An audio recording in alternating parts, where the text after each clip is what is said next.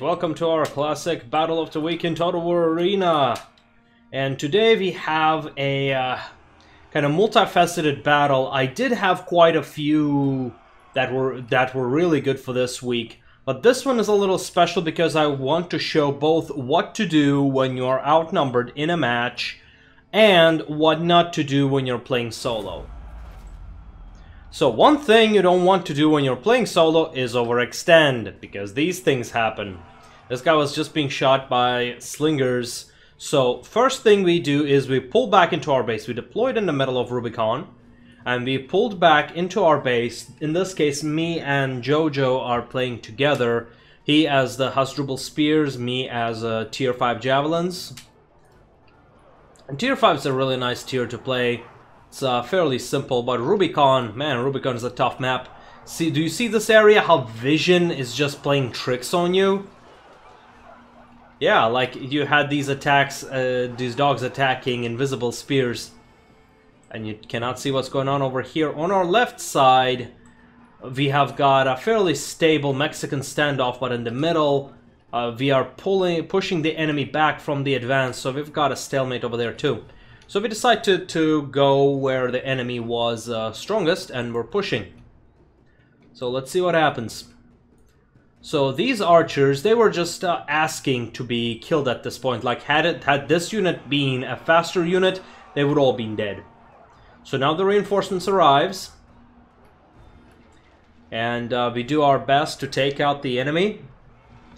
So the best thing you want to do is, of course, rout the enemy rather than fight them the standard way. Here he's V-cheed, and he cannot use his vengeance.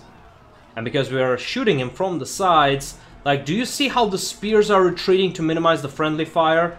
See, this is a great move to use when you're playing with skirmishers. Boom, just look at the massacre right here. They got annihilated. Now, let's pause for a second and analyze the situation. We do not have vision over there, but our spears are protecting us both from the back. As you can see, there are cavalry over here. But also, this unit is able to just pull out really quickly and is able to protect us both from the back and from the front at the same time. So this is very important to play when you're with spears. As spearmen, your job is to protect your skirmishers who will do the killing. This has been the case in every Total War game out there. You protect your skirmishers as long as you can to do the most damage to minimize your losses, because those losses can definitely come in handy. So you see a focus fire going down over there. And as a skirmisher, what you want to do is to minimize your friendly fire. You shoot as close as possible. And, well, focus fire as much as possible. So here we see our repositioning over here. See how the spear reacts and blocks this infantry. Beautiful. So now he makes one big mistake by sending these units one by one. And now by going behind him as a skirmisher, especially javelins, I minimized his missile block, increasing my damage tremendously, allowing every one of my shots to do maximum damage.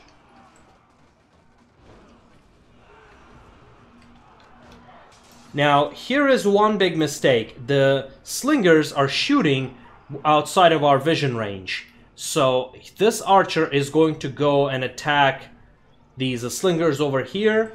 I do not realize that he's able to hit me. So one thing I could have done better over here is that just as he's hitting, I do the Germanicus Testudo maneuver, which is I turn my back towards the shot, block it with my shield, and then I keep on moving. That requires a bit of micro. Here I attempted to do that, but instead here I'm dodging those shots. That's what I'm trying to do once again. Now here is what you should not be doing when you're playing as archers. Now you just saw the cavalry going in there. Let's disable the fog of war real quick and see what's going on. So as you can see, there are slingers over here. Now slingers is also making a major mistake by standing alone, because any cavalry that's going from around, that can be the end of him. And that's what this archer is making the mistake of. the archers do not have vision on these slingers, even though they are in range, and they do not see this cavalry. So let's see what happens. This cavalry could easily attack these archers right here and wipe them off the field. Now you see slingers getting these extra shots on these archers and reducing their damage.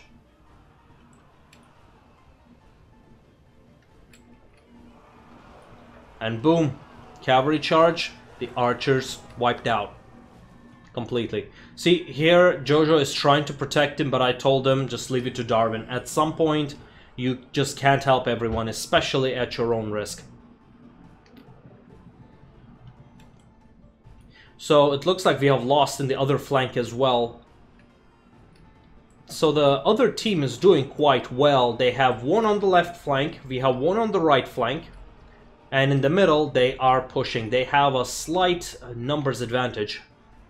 What is this guy doing?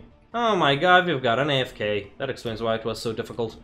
But let's see. Right now, this cavalry is doing something very fascinating. What he's doing is staying away, but allows slingers to see and fire. This is one of the main jobs of the cavalry, just providing vision for the slingers. And if you're being attacked by this kind of attack, if you do not have skirmishers of your own to blind the enemy, just get out of their range. You have to abandon that position because they're able to do damage without receiving any damage. So here we are considering our position. We know we're losing. The cavalry is coming in close. And our dogs have went from up to attack these slingers and disabling them. Cavalry has noticed that, so they're going for a defensive formation. At this point, we are considering our options, and we have decided to make an aggressive push, a surprise attack against the enemy archers. Because we know if we can take out the enemy archers, they will only have slingers left. Oh, it looks like these dog handlers, half of them were actually infiltrated. So that was pretty bad for us. So we only have our forces in the middle left. Not much we can do, and we're losing 4 to 5. So these archers are taking position and they're shooting at our spears while they should have been shooting at our javelins.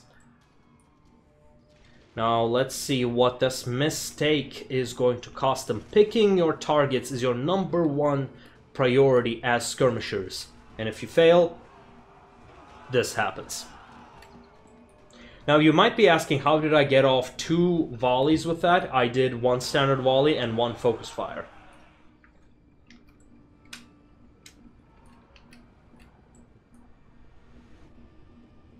And so here we are chasing them away.